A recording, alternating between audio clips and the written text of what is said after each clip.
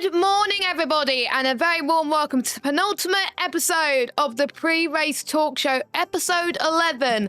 Time has flown by this season, but we're getting to the nitty-gritty parts of the championship as we preview Mexico City, just like the real-life drivers are going to be racing at later on tonight. My name is Jess Ball, and joining me once again, he wasn't here last week, but he's here this week, it is Colin R. Mason. Colin, good morning.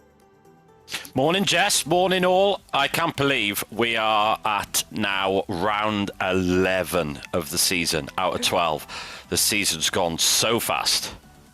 It has gone absolutely crazy. A lot of you have been loving the pre-race talk shows, and we welcome your feedback towards the end of the season about how we can make the talk shows better. What would you like to see? And it's always fun to produce these every week, and we hope you enjoy watching it. To be fair, we still get around about the same amount of people watching, even at 10 a.m. in the morning. So there we go. Yes, it is 10 a.m. Clocks went back in the UK today, so hopefully you have adjusted and enjoy your extra hour in bed like me and Cole have. But let's get to the nitty-gritty parts of this talk show as always and go through the lineups and what happened last week at COTA. It was the last race in qualifying where we had wet affected running, Cole, which meant that we're not going to have any rain for the rest of the season. And plus, we have a returning phase 2 One Hub Racing in the P3 tier. We got two drivers, but we want to draw attention to one of them.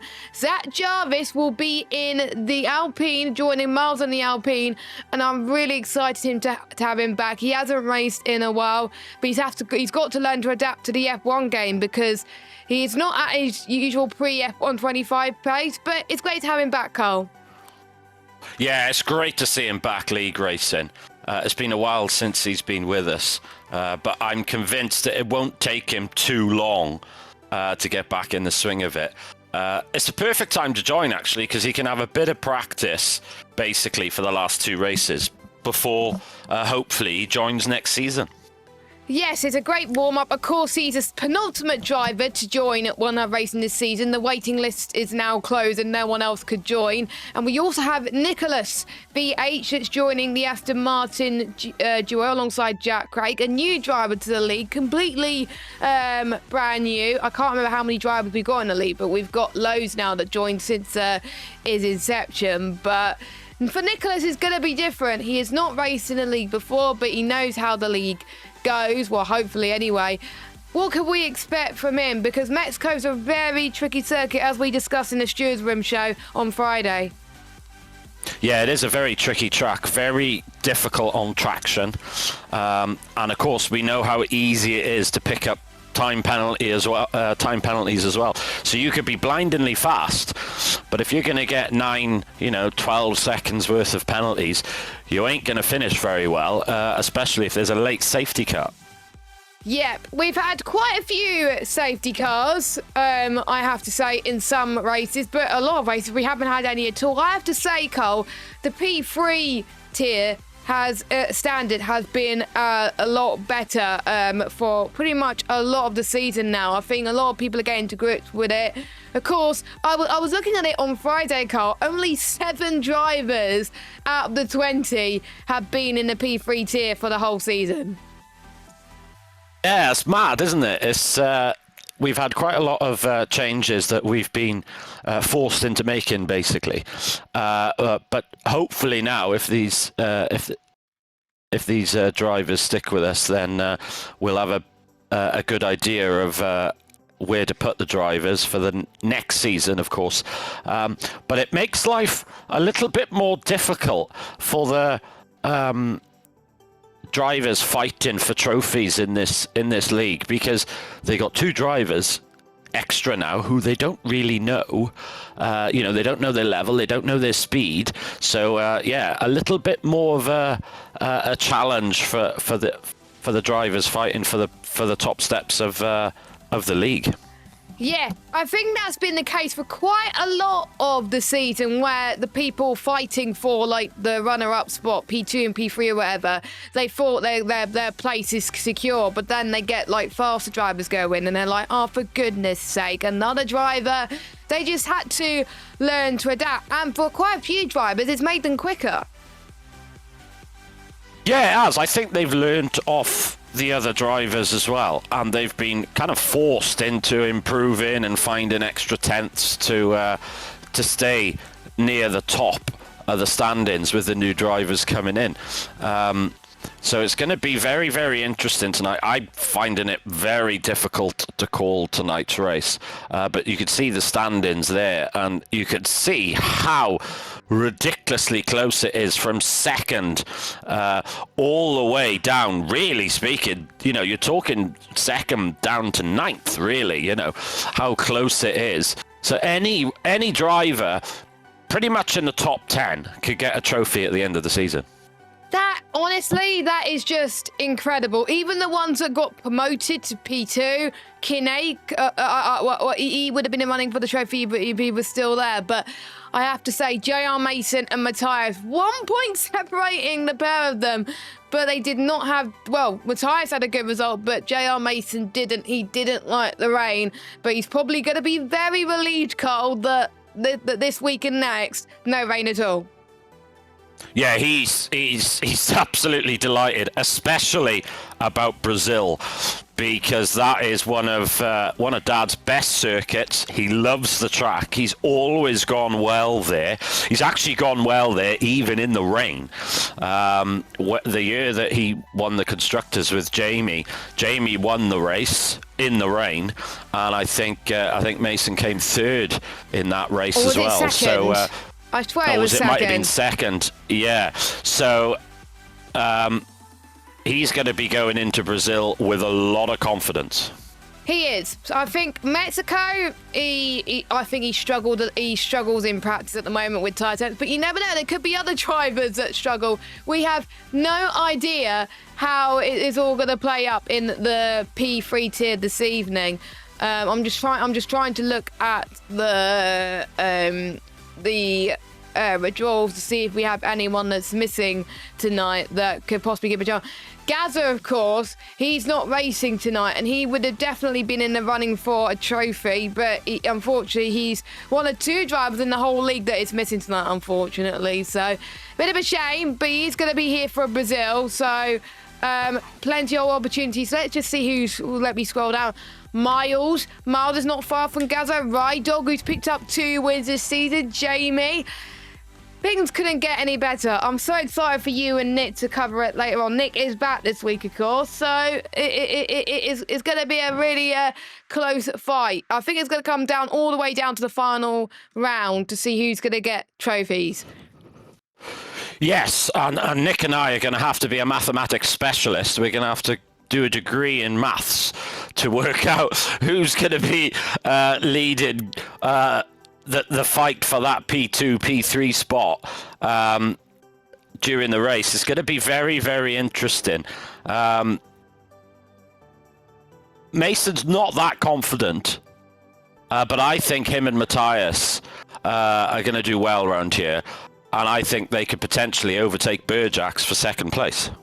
They could, potentially. I think, honestly, this is also a track where penalties can play a massive factor. I even struggle to keep it clean around here. I get quite a few penalties due to the fact that there's plenty of parts of the track where you lose a bit of grip as well, which means you can run off the track easy, and it's just easier to get track limit warning. So if you keep it clean, you're probably going to get a good result, especially in this tier. But looking at the constructors, because bearing in mind the ones that got promoted to a higher tier, if they're still in if they were in a team in P3 that were in the running for the constructors, they could still win a trophy as well in P3. So Jacob, of course, your P3 drivers champion, could still be P3 constructors champion. Ferrari are on 182 points, Mercedes on 155, and McLaren on 150. So still, I think anyone's guess between the top 4, I would say, on who's going to be constructors champions in P3. Yeah, it's going to be very, very tight. It's going to go down to the last race. I'm absolutely convinced of that. And anything can happen. Like the real Formula One, that head into turn 1 is going to be very, very important. You're going to get a slipstream. Are we going to see any incidents into turn 1? It wouldn't surprise me. No, because it's a long... excuse me, as we will cover in the hot lap a little bit later on, it's one of the longest runs in Tier 1 on the calendar, and you wouldn't want to be starting pole, I have to say, around here. Probably third or fourth or even second around here will probably be better, so I'm really excited. But let's get the lineups again, Cole. Pick your top three and don't look at who's got penalty. I don't think anyone in P3 has taken engine or gearbox penalties anyway, so that's fine. No. But who do you think is your top three in qualifying and the race? Start with quali first. So in qualifying, I'm thinking Joe and Lawrence, and then Mason in third. I think that's going to be the top three in quali. Yes. In the race, I could see Rydog getting another victory after his tremendous drive last week at USA. Lawrence, I think, will be second, and I think Mason's going to get on the podium. I'm going to put him third with Matthias close behind in fourth. That's going to be that's good predictions. Punt. That's good predictions. Let us know your predictions in the chat, everybody. But I'm going to tell you my predictions for quali. I completely agree with you. I think Joe's going to get pole position. I think Mason second and Lawrence third. So I think we've gone with similar predictions there. For the race, I'm going to go with... Oh, this is a really tough one. If Gazza was here, I think he would have potentially done well because he always likes to keep it clean without any penalties. But I'm going to go with... I'm tempted to stay the same, to be honest. But I think I'm going to go with... Joe P1, Rydog P2, and I'm going to go with JR Mason third. So we've gone with exactly the same drivers, just the other way around. So there we go. I'm just looking at the chat. Yeah, that's true, yeah. I'm just checking the chat to see if we've got any predictions. Gazza predicts his teammate Quinn's going to get top three. Mike's saying the same with Quinn second. I don't know how he does around it. I'm just speak to Quinn about this for a second. Quinn got demoted to P3, but apart from a few races, he has not had the best season in P3. Could Mexico be his return to form? Yeah, he's been quite unlucky as well, old Quinn. He got taken out, I think, in Baku when he was having a good drive. Nothing's really gone his way yet. I think if he could get rid of that bad luck, he can have a great race. And yeah, I think I certainly see him in the top five. I think so as well, as long as he keeps it penalty free, of course. We'll give you your predictions. So we've got Mike thinks Mason win, Quinn second, Jamie third. Gazza thinks Lawrence P1 and Gazza as Quinn top three. Rydog is hoping for double points for Brazil to help Mercedes and constructors. No, that's not going to happen, mate. And Gazza, lucky thing, is in Greece at the moment, and it's very sunny apparently. So Gazza, I hope you're having a lovely time. You're probably going to be watching the stream in your all-inclusiveness. So have fun, and I'm very jealous that you're there right now. But he'll be back, of course, next week. Let's move on to the P2 tier drivers, and this is going to be an interesting one. We got two drivers that are still in the running for the P2 drivers title, Papa Squanch and Morgan, both on very good form, very close between the two of them at the end. And as we discussed in the stewards briefing, it came down to temps between who would win this one. It's 3 points in it. It's so close. It's absolutely amazing. I can't wait to watch P2, I gotta be honest. 3 points in it with 2 rounds to go. I cannot see this title being decided today. I would be very, very surprised. Although I think at the moment, I would say, despite being 3 points behind, I think the momentum is with Morgan at the minute. Obviously, if you tuned into the Steward show last night, you saw that there were on Friday. There were 3 incidents reported by Papa, all of which were deemed racing incidents. But to me, that just shows the pressures now building on these drivers, and they want to get any advantage possible. going into these last couple of races. Yeah, I think everybody is very keen to get an advantage, and you just look at the results over the last few races. They've never been outside the podium in the last few races. They're all very, very quick, those two as well. And if Papa doesn't get a race victory tonight, it's going to be hard to come back on him, I think. And the reason why I'm saying this, and well, I'm not going to give it away, you're going to have to wait and see when we talk about it in a few moments' time. But Papa, I know, likes to run low wings, so I would expect him to, wherever he goes, to probably get a few cars as well. Morgan, I have to say, he could be in threat for the win today. Morgan is on fire. He's pretty much P1 pace in terms of pace in Mexico. It's just astonishing.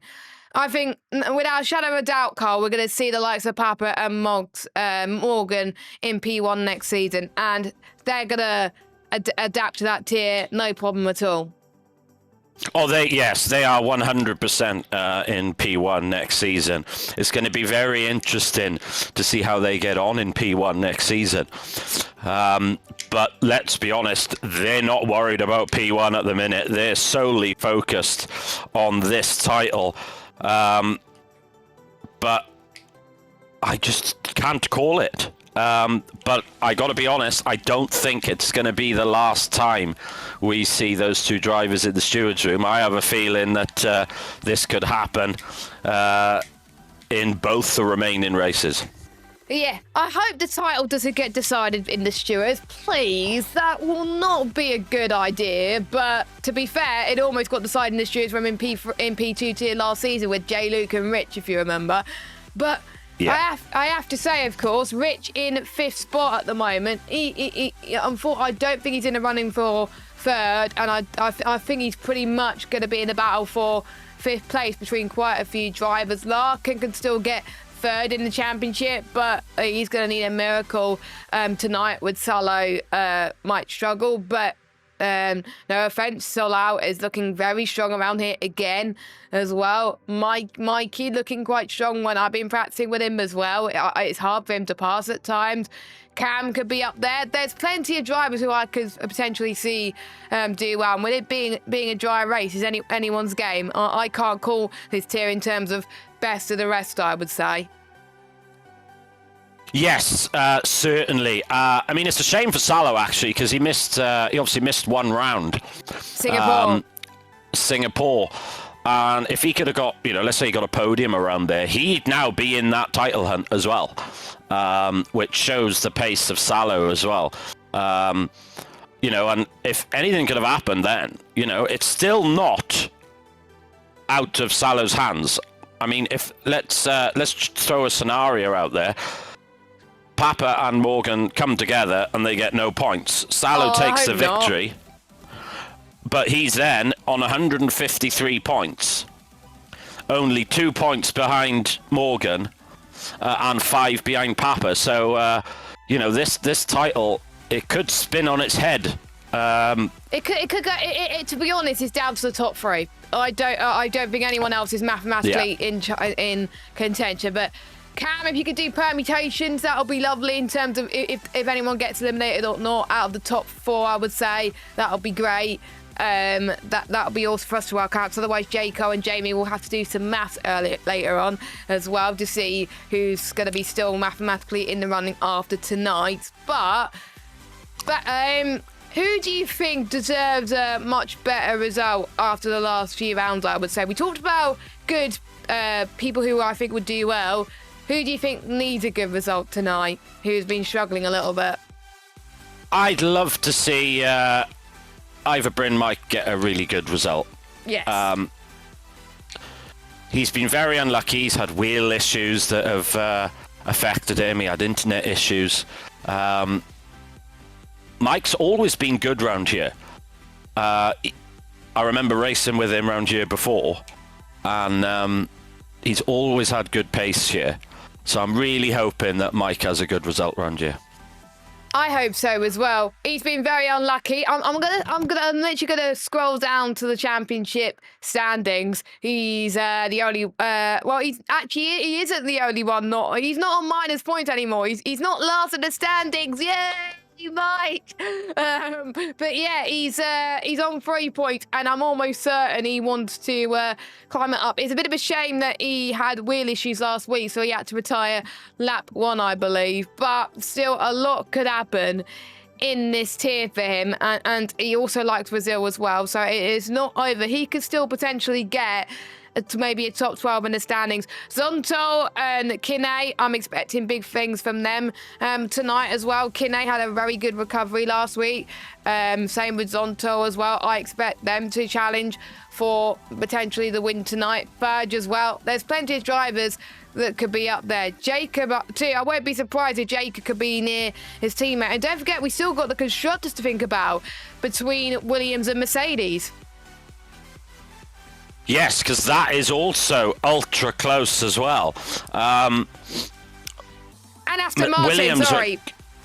Yes, so Williams are on 225 points.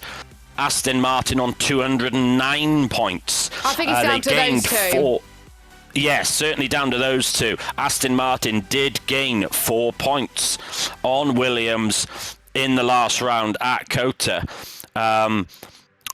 But if you look at round 7, 28 points for Aston Martin, 9 only for Williams.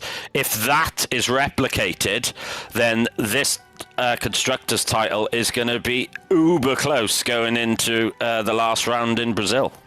But if Williams and Aston Martin have a rubbish race, Mercedes and Red Bull could be up there.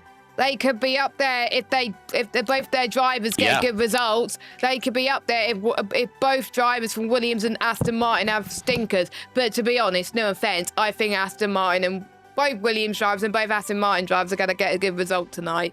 I can feel it. So I think it's going to be between those two. And it's going to be a lot of fun for the commentators to cover. But predictions aside, let's get our top 3 quali and race predictions. It's going to be a tough one this week because I'm looking at who's got engine and gearbox penalties. It's going to be interesting. But that aside, quali top 3 and race top 3, because I think it's going to be completely different tonight. Well, I think Morgan's going to get put with Papa in second, and I'm going to go with Larkin in P3. Quali in the for race, me, I'll do quali. Oh, sorry. I'm going to go with Morgan, Papa, and I'm going to go with Zonto. Oh, wow. So that's my prediction for quali. So for the race, I'm going to predict a Salo victory. Oh, come on. I want it to happen so much. Does everyone in chat want a Salo victory? I was going to... Because how many seconds has he had? He's had about, I think, 4 or 5 second places. But I think this is the track where he's going to get it. I'm going to be controversial, and I'm going to say there's going to be a coming together between Papa and Morgan, and they're going to be in the lower end of the points. Oh, and you said Larkin second. Am I right? Mike's saying Larkin Larkin second. Wins. Larkin... There you go. So I'm going to go Salo, Larkin, and in P3, I'm going to go Burjax. Burjax is not a good move. Not a bad shout, actually. I really like that. I'm going to go... sorry, Jacob, I meant. Jacob was the driver I was thinking. Sorry, not Burjax. There we go. Right, P2, I'm going to go with... I'm going to go with Morgan. Oh, Salo. Larkin. That's my top 3. Ooh. You'll see why in a second. Yeah. But I think Papa will get 4th. But I won't be surprised if Papa will get top 2 somehow. But yeah, J. Cole thinks it's Morgan, Kinney, and Papa. Kinney looks good around this track. And Solo's saying in the chat, I want a damn victory, lol. We want you to get a victory as well. Like, honestly, if if that happens, I'm literally going to be screaming my head off tonight. It's going to be crazy. I'm going to be celebrating like I won the race, but it's not. It's going to be, I'll probably jinxed it, but there we go. Let's move on then to the P1 tier. And again, the championship still could be decided, but I think it's one of the, obviously P3 has been decided. This could be the next championship for drivers to be decided tonight, but very unlikely because the gap is still quite close. Ben Mills did not win last week. Marco did not win last week. It was Callum Unarmed that took the win last week. It was Ben's. It was the first time that Ben was off the podium last week. Yeah, that's what really surprised me, to be honest. I was expecting Ben to walk away with it, really, and he didn't even get a podium. So I was really, really shocked by that. And this title, there's 3 drivers who could quite easily win this championship. Yes. And I've said it on stream many times, when we get to this level of the championship, talent kind of goes out the window, really, and it's all about your bottle. And who is going to be the braver? Who's going to drive with the most confidence and the most relaxed? But you can see there's only 7 points between Marco and Ben, with Keys only 4 points behind Marco. So it's anyone's out of that top 3. Yeah. We thought that the P2 championship is going to be exciting. The P1 championship is going to be even more exciting. I could see P1 tier go down to the final race. I really can. I mean, I hope it does from a commentator's perspective, because it would be so good to crown them in the final race, to have both drivers' championships being crowned in the final race. We didn't get that last season, did we? Actually, no, I think we only had P3 get decided in the last race. All the other, P2 decided in the last race. P1 got decided, yeah. I think, a few races before, I believe, P1. But, yeah, it's going to be so good. I think both drivers, all 3 drivers have had their struggles, but they all most drivers finish inside the top 10. Obviously, the wet races are gone, so for Kieran, it's going to be a struggle, I think, in the dry. But he does have his teammate, Casper, who's a lot better in the dry than he is the wet this season. That could help in the constructors, of course. It's going to be interesting. I still think Ben Mills could win the title, but wouldn't it be amazing for either Marco or Kieran to win it when you least expect it? Yes, it would be amazing. Going back to the constructors, actually, so Visa Kashab, they lost 4 points to Williams, and that's only now 12 points in it. Now, one thing that I was very, very surprised at is Casper retiring in the first few laps in the pit lane due to a bit of frustration. Is that going to cost Visa Kashab the Constructors' Championship? Because how annoyed is Keys, really? It's a very odd decision to retire that early in the pit lane when you're fighting for every point that you need for the Constructors. So I was really shocked to see that.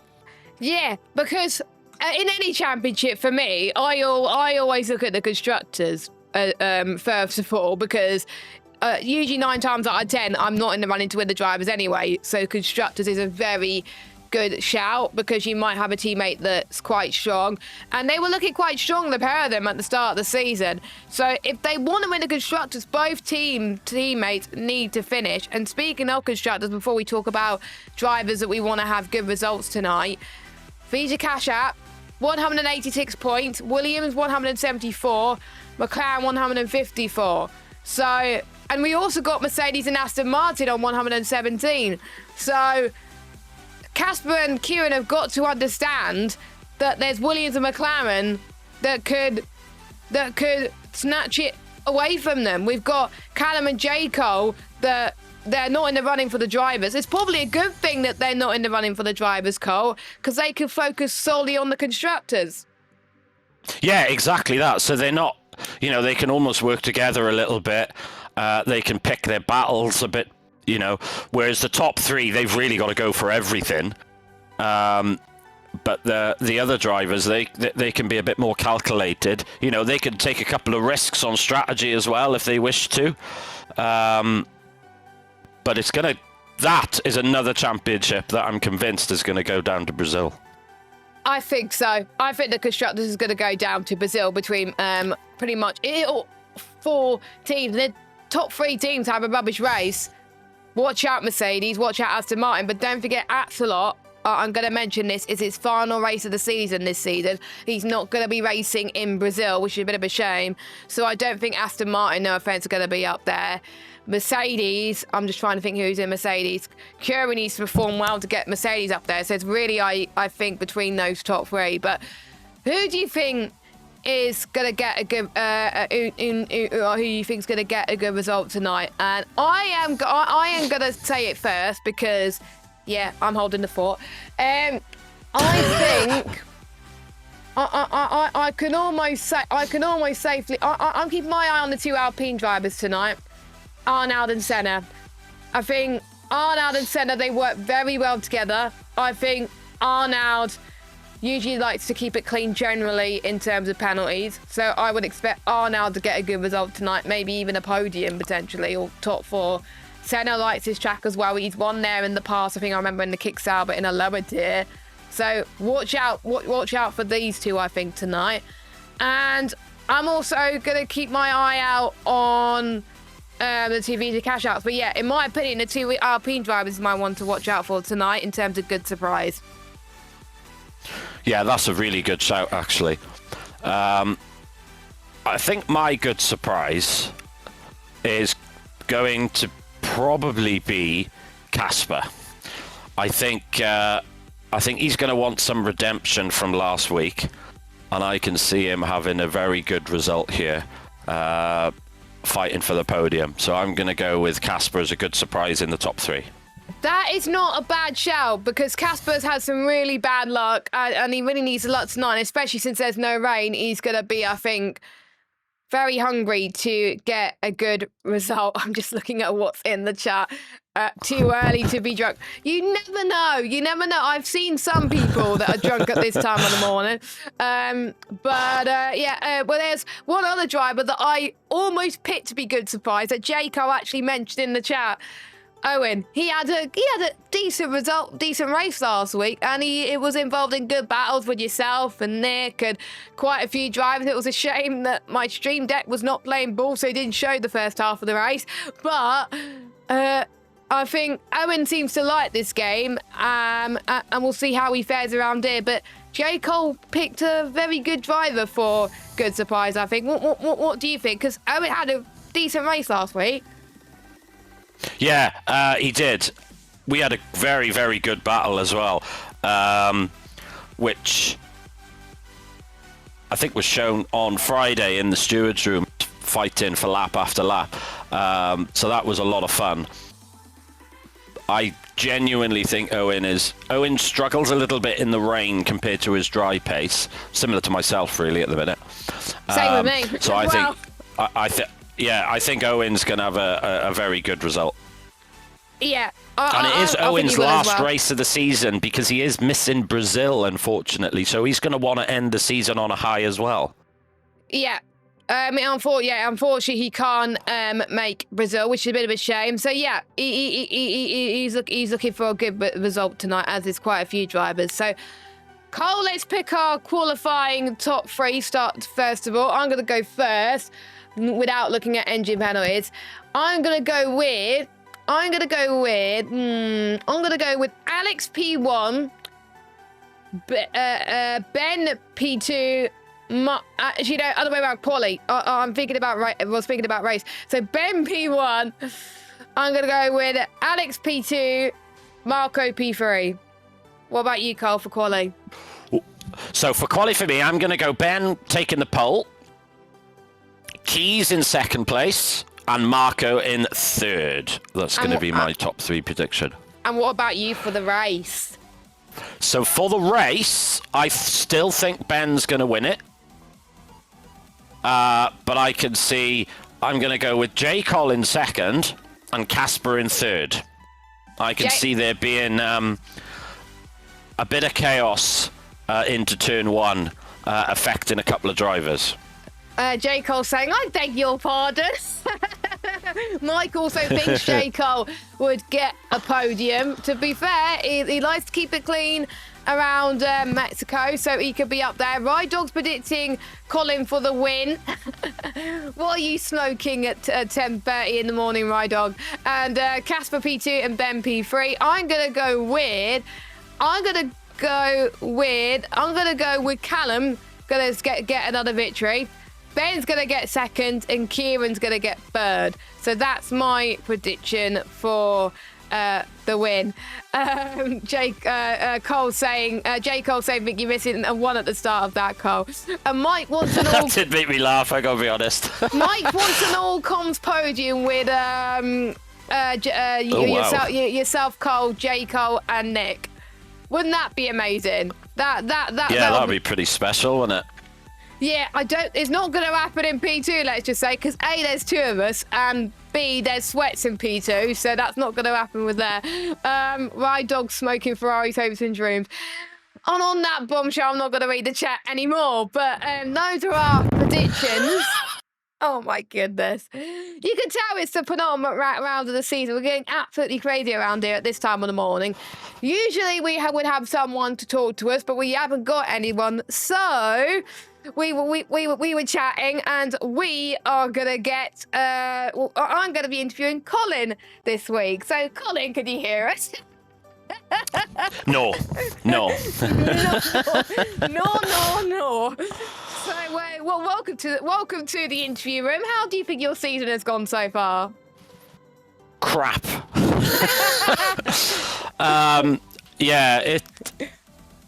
Quali pace, I've been pretty good, to be fair, I think. I think I qualified third in one race, fifth, seventh. My quali pace is not a problem. I'm struggling whenever there is any tyre wear, and I just lose a lot of pace. I think I'm starting to understand the car setup a little bit better now, so that I can deal with it a little bit better. Unfortunately, I don't think this game suits my style. I'm far too aggressive on the rear. And of course, it's just killing the rear tyres. But I am enjoying the season, without a shadow of a doubt. It's been a lot of fun, and I've had some brilliant battles along the way as well. Yeah, and speaking of brilliant battles, what has been your favourite race so far this season? I can almost definitely tell one of them, and it was the race before COTA, where you had a brilliant result in round 9. Yeah, that was quite a shock round Qatar, because I wasn't going in there with any confidence. Yeah, and I couldn't believe, especially in the early stints, I was keeping up with the front two as well, keeping them honest. That was a brilliant one. But the other one, I'd have to say, would be America, fighting with Owen. And Arnaud as well. That was a lot of fun and a lot of respect shown. And I know I can trust those drivers not to do anything daft as well. And they're already our team, so you can have that. You already have that trust and respect from both of them because they're in the same team as you. Yeah, exactly, and that's my target now for the last two, is to beat all the ERT boys so I can get some bragging rights in the Discord chat. so my target is to beat Arnaud, then J. Cole. in both races. Yeah, and of course Owen as well. So that's my target, is to beat those lot. That's what I was going to ask you later on, so you kind of beat me to it. And Mike's got another thing. Is your aim to beat Lukey? Well, I do want to finish ahead of Lukey in the title. I'm only a couple of points behind him.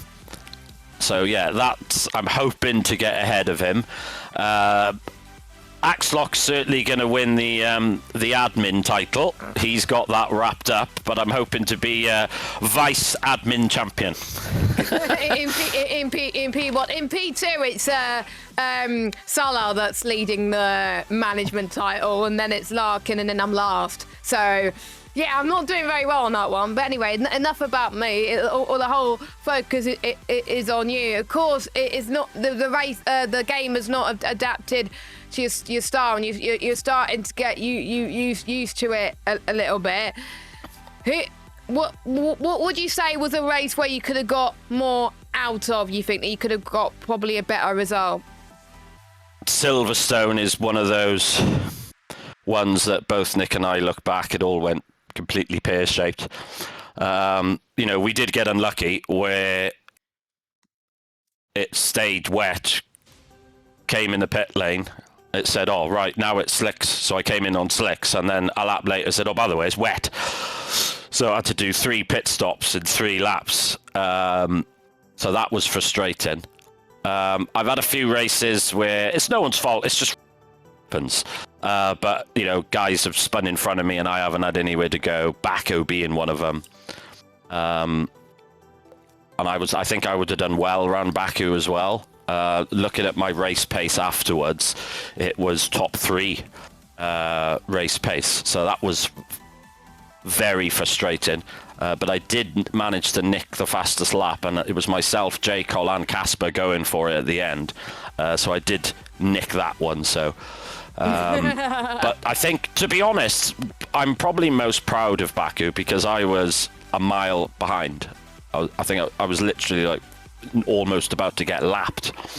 And in all fairness to Lukey in the chat as well, and Nick, they were saying, right, keep going, Carl. You could still go for that fastest lap, and it's a long way to go. Yeah, we're only in the first. And I got it, and I actually got 12th as well. Because of a few DNFs.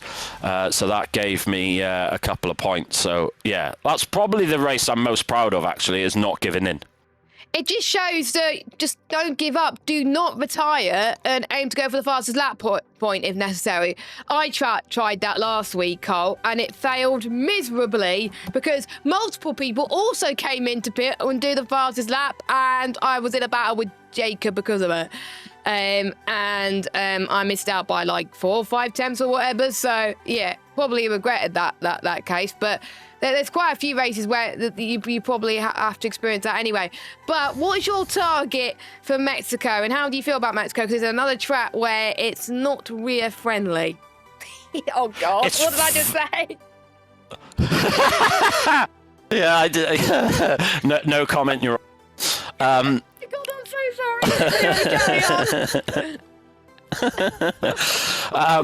I don't know, to be honest. I have absolutely no idea. Quali pace seems good. Race, not too bad. I wasn't that far from max lock. I'm going to make a couple of tweaks to my setup because I'm not entirely happy with it. But we'll have to wait and see. But at least I don't have to deal with any rain now. We can just focus on lovely dry weather. Yeah, at least you don't have to worry about that. So that's kind of interesting. Where you want to aim this for this race then. And where do you think you'll qualify? Where do you want to qualify? Top 5. Anything less than top 5, I'll probably be disappointed because my quali pace is exceptional. Good. Yeah. There's nothing wrong with my quali pace. It's just trying to get the race set up right. And just trying to not kill the tyre. I think what I'm doing is killing the tyres early in the stint. That's and what I need I'm doing. to be not so aggressive. But unfortunately, I mean, I'm too long in the tooth to change my style now, to be honest. But Same. I tend to drive the car like a cart. So I steer with the rear of the car, not the front, if that makes sense. I've always been with the of the attitude of just make sure it doesn't understeer. I'll sort the rear of the car out on entry and exit.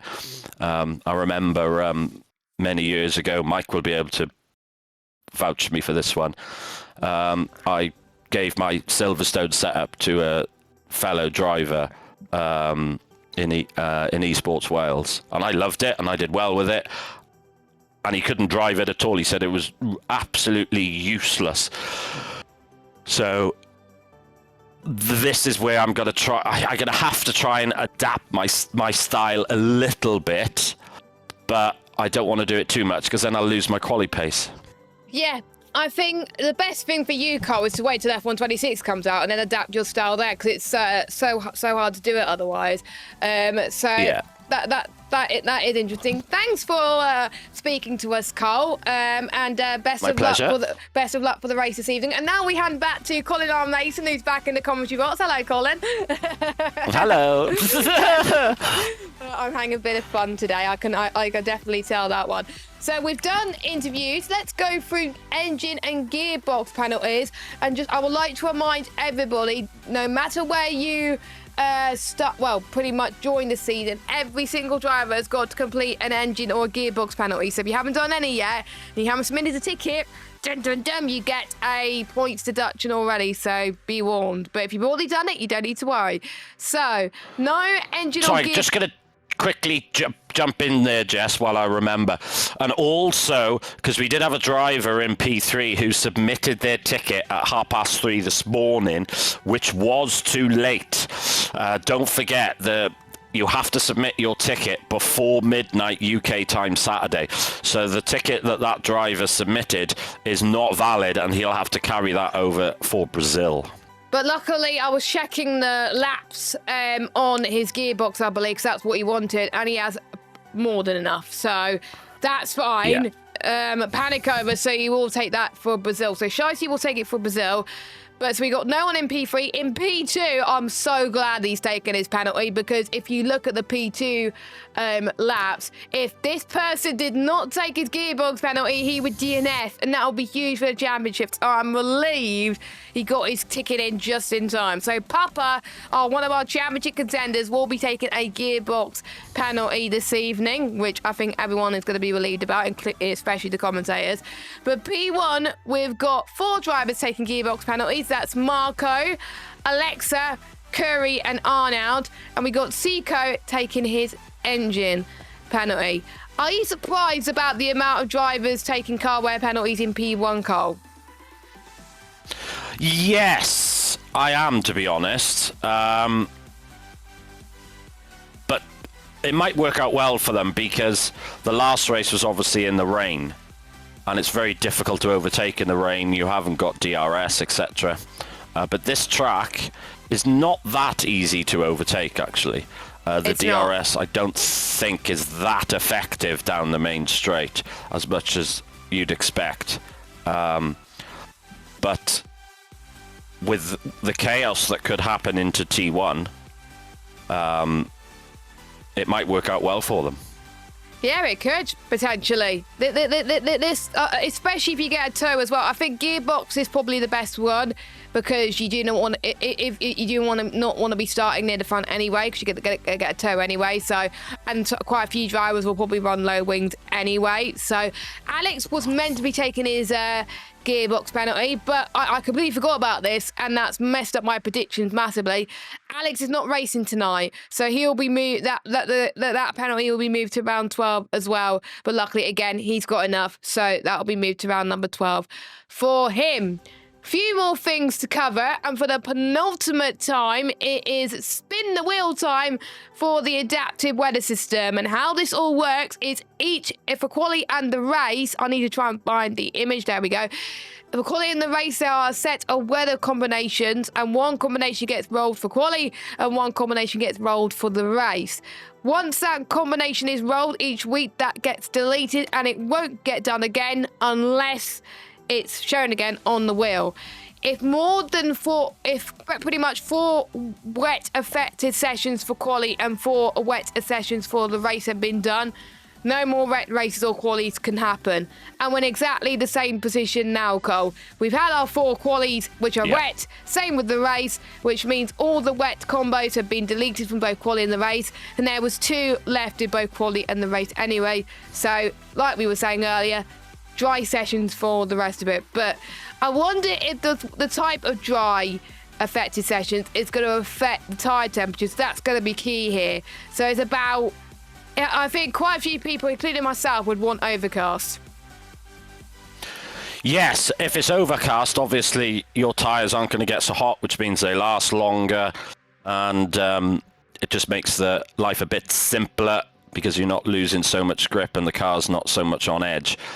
So there's still factors in play with the weather that will affect the races and could affect drivers' setups as well. Yes, and we're going to find out right now what's it going to be. So you can see on your screen, only 6 options left based on all of this. And there's 3 overcast options, there's 1 clear option, there's 1 light cloud, and there's 1 clear to overcast. Without further ado, it's a shame it's going to be an anticlimax because I was hoping it wouldn't rain last week, so then we won't know if it's going to rain this week or not, but never mind. Without further ado, here we go. You can't hear the browser source because I forgot to enable it this week, but the weather for quali is overcast to light clouds. So pretty much a relief for all involved because the tyres are going to be less overheating for the softs. Yeah, so I actually think that could enable faster lap times than what we would see in clear conditions. Yes. Because like you said, Jess, the soft tyres will last a little bit better at the end of the lap then, and you'll have a bit more grip at the end of the lap. So that's going to be interesting. Yes, so overcast to light cloud for quali then, and let's see what we're going to get for the race. Again, all the wet affected sessions have been deleted. Bye-bye. Which I'm relieved about because if it was a wet Mexico, I would die.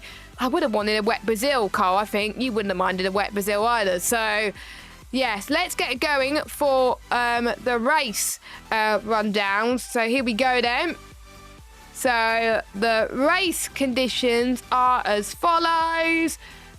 Clear to overcast to clear.